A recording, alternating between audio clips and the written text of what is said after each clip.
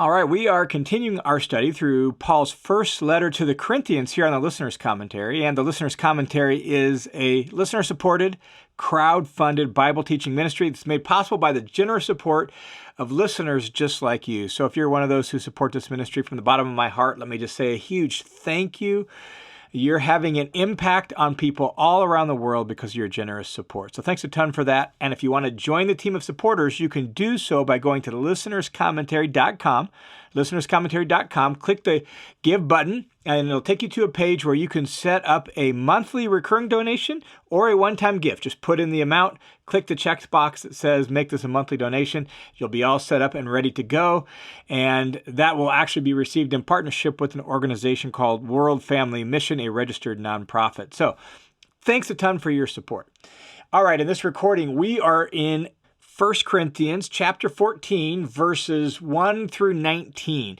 Really, chapter 14 is one long discussion of specific instructions on the church gathering as it pertains specifically to speaking in tongues and prophecy and some of that. But it would take too long to be one recording, so we're going to split it into two and take chapter 14 in two pieces. So this recording will look at the first half of the chapter. Next recording will look at the second half of the chapter, but it all goes together as Paul's specific advice and specific instructions on this topic of spiritual gifts, specifically tongues and prophecy here in chapter 14. And as Paul's pattern really has been throughout this letter, Paul would raise a topic, give general instructions related to that topic, and then finally get very specific. So that's what he's done here with this issue of the gifts.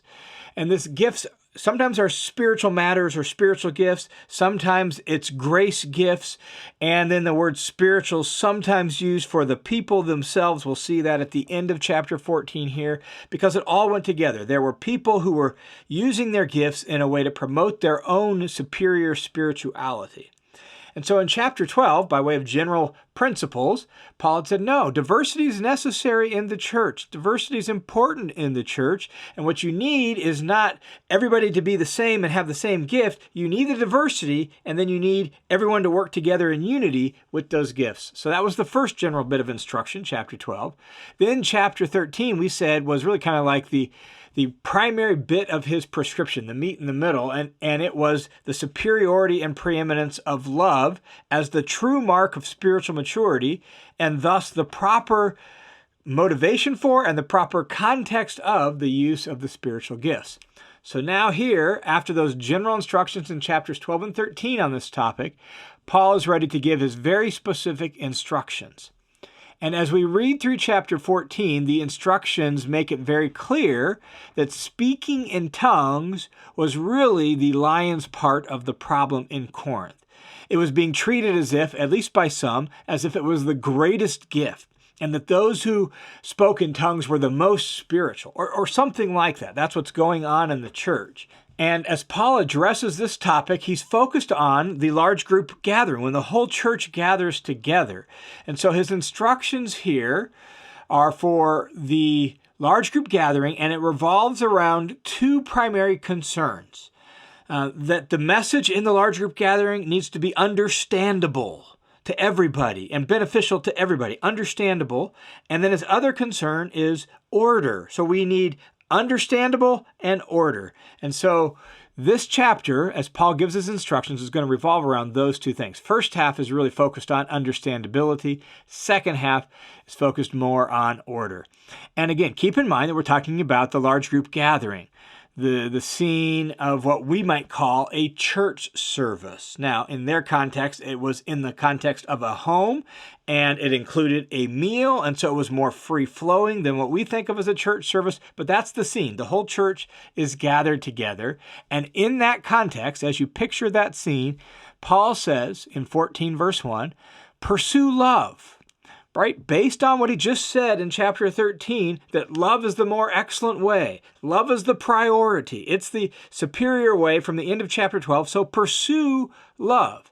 Yet, earnestly desire spiritual gifts, but especially that you may prophesy. So as he now begins to narrow down his focus on specific instructions, Paul doesn't want to completely squelch their zeal for the gifts. he has given them a demotion.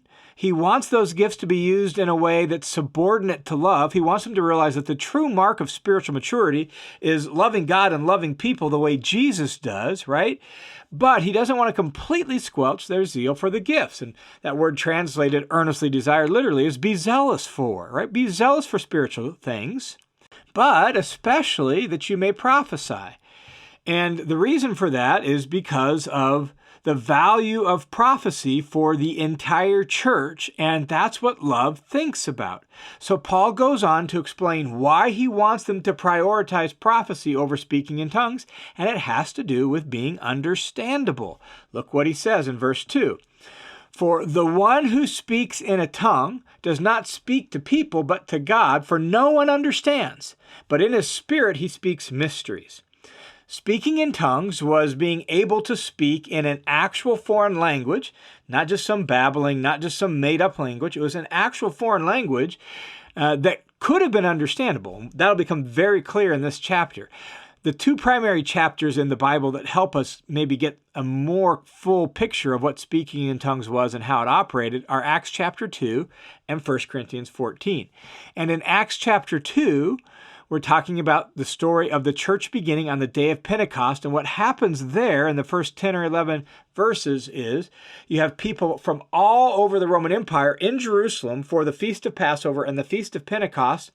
And as the apostles begin to speak of what God has done in Jesus and all the mighty works of God in and through Jesus, the people present are amazed that they're actually able to hear them speaking in their own native tongue, that is, in their own native language from their homeland, wherever they're from. And it lists off some of the places they're from in Acts chapter 2. And so it becomes very clear that speaking in tongues is actual foreign languages. The same is true here in 1 Corinthians. Paul uses both the word tongue and language interchangeably in this chapter to describe what he's referring to. And in the second half of the chapter that we'll look at in the next recording, Paul actually quotes an Old Testament text about foreign languages, specifically about the Assyrian language from the Old Testament, to describe what he's referring to. And so it's being able to speak in actual foreign languages. And since it's a spiritual gift, that seems to suggest that it was an ability to speak a foreign language that you had not learned, like miraculously enabled to speak some language that was unknown to the speaker because he had never particularly learned it, but now you've been gifted with this ability. That's not explicit, but that seems like the way it works in Acts chapter 2 as well as here in 1 Corinthians. So what Paul says here in verse 2 when he says, the one who speaks in a tongue doesn't speak to people but to God because no one understands, but in his spirit he speaks mystery. What he's saying is, if you're in a church service, a large church gathering, and someone speaks in a foreign language that all the people there don't know, well, no one's going to understand what was said. Only God will understand. That's what it means when it says he doesn't speak to people, but to God. God's the only one who actually understands the language. No one else does. To everyone else, he's speaking in mysteries. Now, I'm sure even if we've never experienced a foreign worship service where we didn't know the language, we can all kind of imagine that experience. Like, what would it be like to be there and hear a message in a language we didn't understand? That's Paul's concern here. When I was teaching in Haiti a handful of years ago at a pastor's conference, there were 90 pastors there. Only a very small handful of them, just 4 or 5, knew English.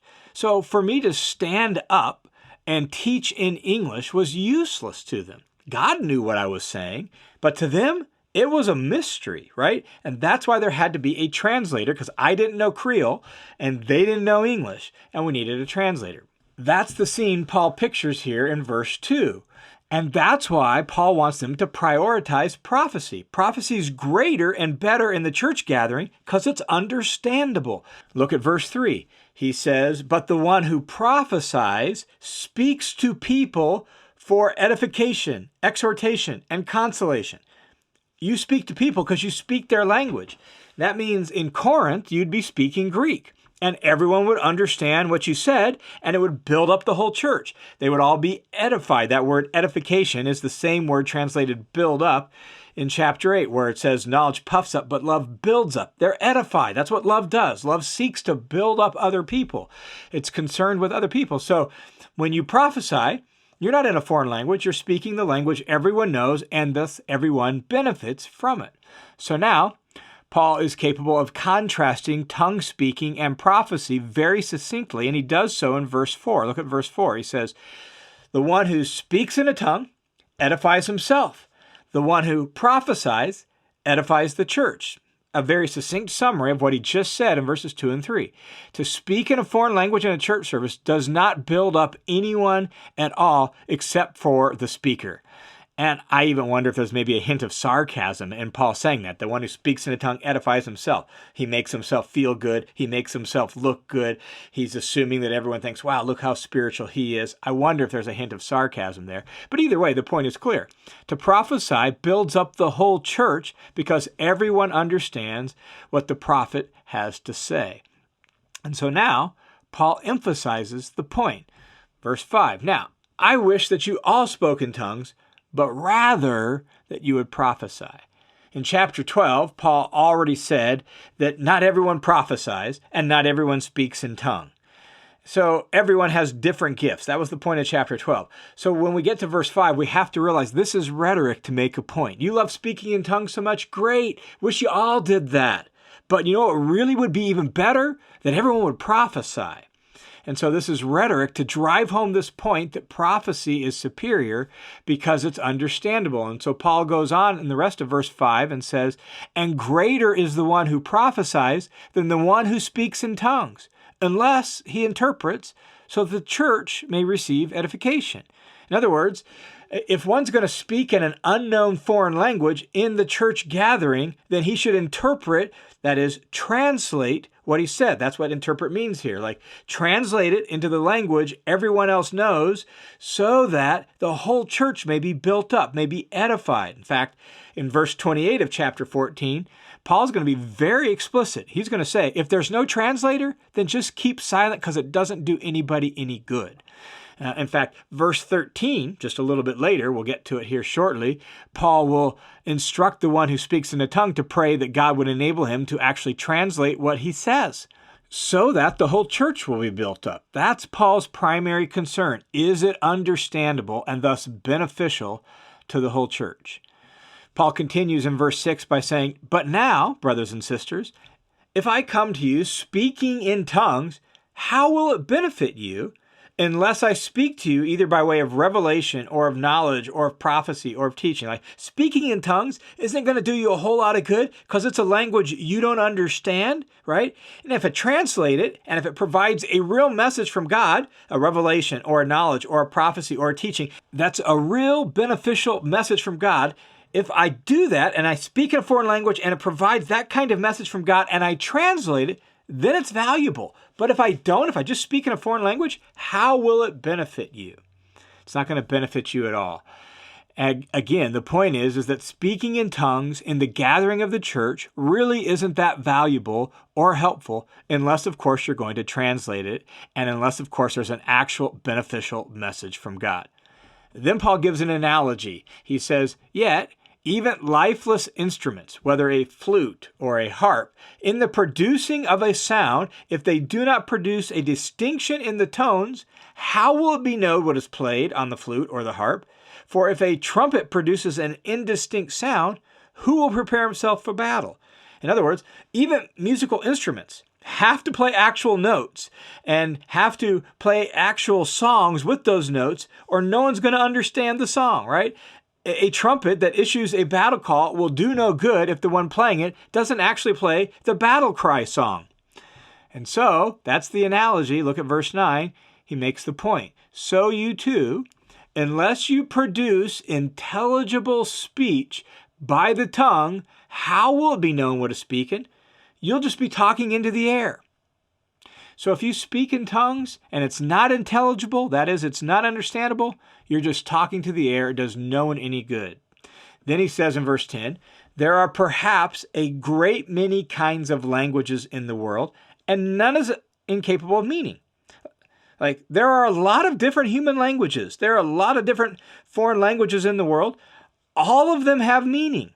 So, if I don't know the meaning of the language, I will be unintelligible to the one who speaks, and the one who speaks will be unintelligible to me. Again, Paul's just making it super clear for us what he's talking about and what the problem is. If I go and have a conversation with somebody who doesn't speak English, they're not going to understand a word I say to them.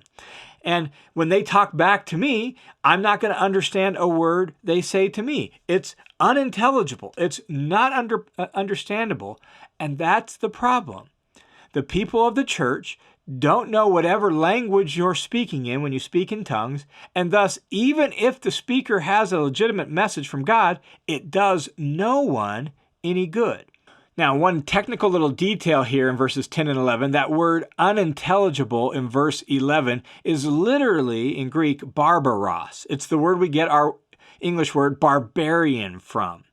But in their culture, that meant somebody you could not communicate with, a foreigner who did not know even Greek. Since Greek was the international trade language of the day, someone who couldn't speak Greek and thus couldn't communicate with you was a barbaros, a barbarian. That is, somebody who was incapable of communicating with you, and that's Paul's point.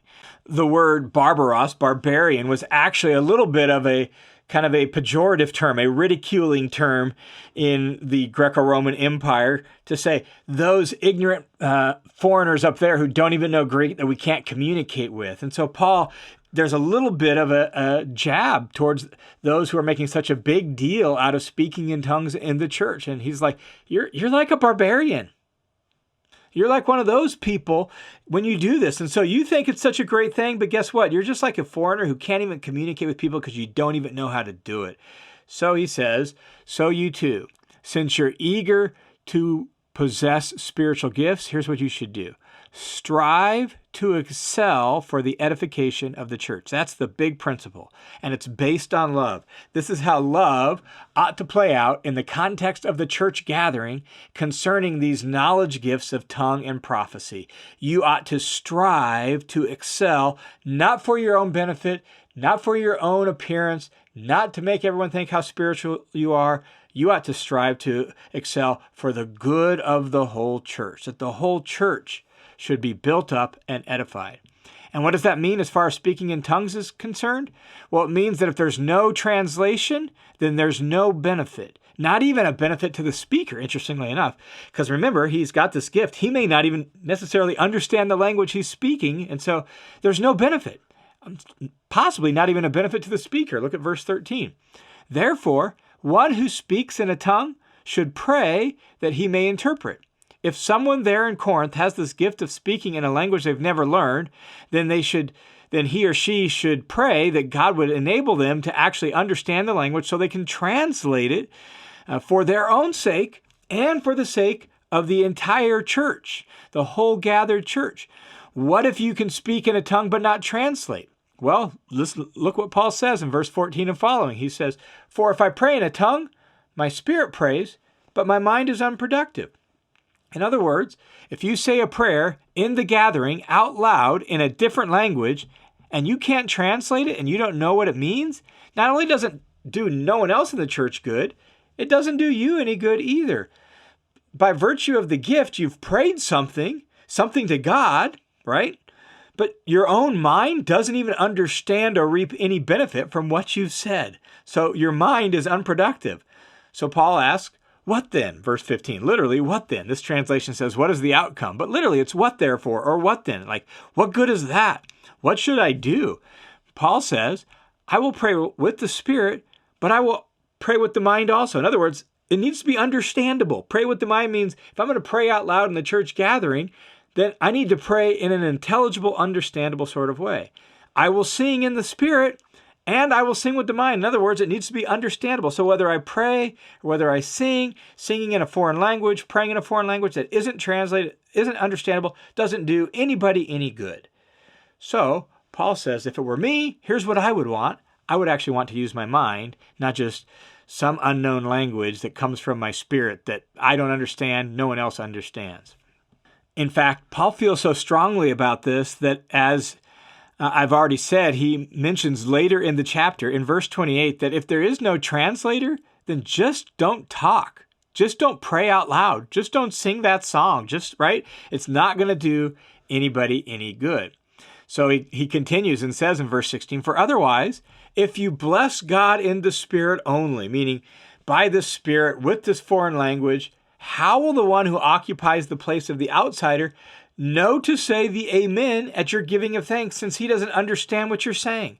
For you're giving thanks well enough, but the other person's not benefited. He's not edified.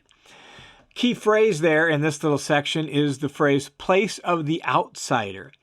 Literally, it's place of the idiot. The Greek word for outside, it's translated outsider, is idiotes, which means idiot, but it doesn't mean idiot as the English word means it. It means the unlearned or the unformed, those not in the know. He's going to talk about unbelievers in the second half of the chapter. Here, I'm not so sure if he's talking about unbelievers. It seems like maybe it's people who are new to church. They don't understand what's going on, and they don't know the language. How are they going to be able to join in and say amen? Like, you've prayed and blessed God for sure, but they don't have a clue. Like, they don't know this language, and that seems to be the key. Like, the outsider, the one who does not know this language and doesn't know what's going on, how are they actually going to join in the service? And so Paul now wraps up the first half of this chapter by saying, I thank God I speak in tongues more than you all. It's not that it's a bad thing. It's a useful gift. Paul's grateful for it. Nevertheless, in church, that means in the church gathering, when everyone's together, I prefer to speak 5 words with my mind so that I may instruct others also, rather than 10,000 words in a tongue. In other words, Paul says, I would rather speak just 5 words, 5 understandable words. That's what he means when he says 5 words with my mind. When you read that in what he's just said, I would rather just speak 5 understandable words than 10,000 words in a foreign language that no one understands or gets. And all of this serves to, again, demote speaking in tongues. The Corinthians had this overinflated view of it. They were misusing it in the church. We'll actually see in the second half of the chapter some of the ways they were misusing it. And Paul will get very specific with what he wants them to do with it. But they're misusing it. In fact, the primary place for speaking in tongues wasn't the church service. That wasn't what it was originally meant for. Paul's not going to forbid them from using it there, but he's going to give very specific instructions for how they're going to do it if they use it there. And all of that will come up in the second half of the chapter. But here, all of what he has said has served to demote speaking in tongues because it's just not really that helpful. So quit making such a big deal about it. Now, in the second section that we'll get to in the next recording, Paul will get very, very specific with what he wants them to do.